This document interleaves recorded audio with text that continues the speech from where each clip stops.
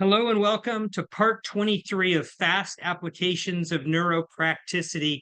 Today we're going to be talking about the graded progression in motor relearning. My name is Mike Studer and I'm your host for part 23. Yes, the subtitle, You All Get Fs. With some humor intended here, let's get started. All right, so with regard to a report card of relearning motor control, if the topic is severe weakness, the grade is an F. Emerging movement, you guessed it, the grade is an F. Exploration, yes, F.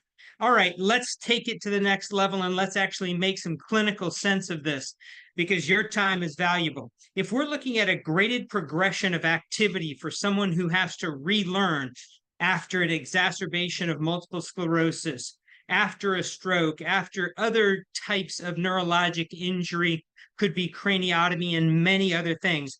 If you're dealing with an individual who has severe weakness, your grade of F means familiar.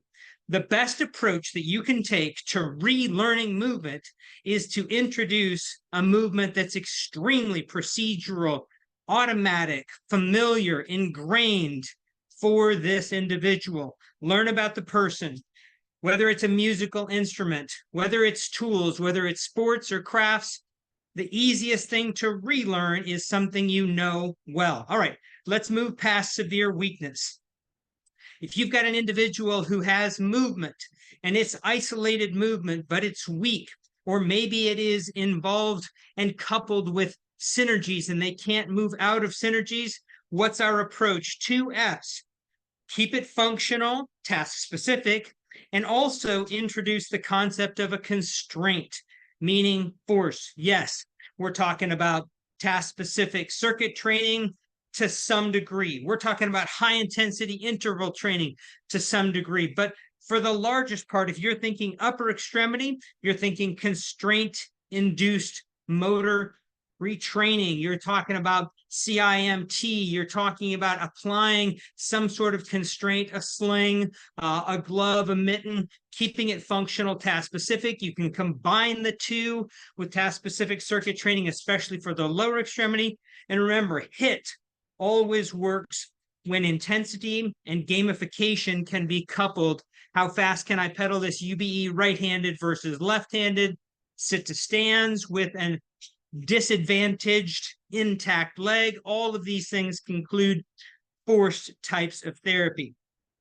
Finally, the grade of F for fun, meaning when you are exploring, the individual has regained some movement, they have isolated movement, they're weak, they're not able to participate to the full extent that they had been before their injury or insult.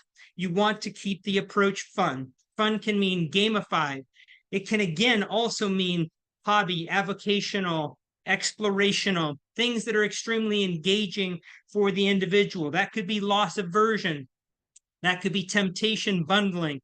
That, again, if they're a competitive individual, could be high intensity interval training. But what we really want to do is something that is fun for this person. So your 3 Fs, technically for familiar, functional, forced, and fun, really that is the message of today. And again, this is intended to be a graded progression from severe weakness all the way through movement exploration. Okay, if it sounds like I'm walking on a treadmill or a little bit breathless, it's only because I am. You know me, keeping it fun. I'm Mike Studer. I'll catch you next time for Fast Applications of Neuropracticity.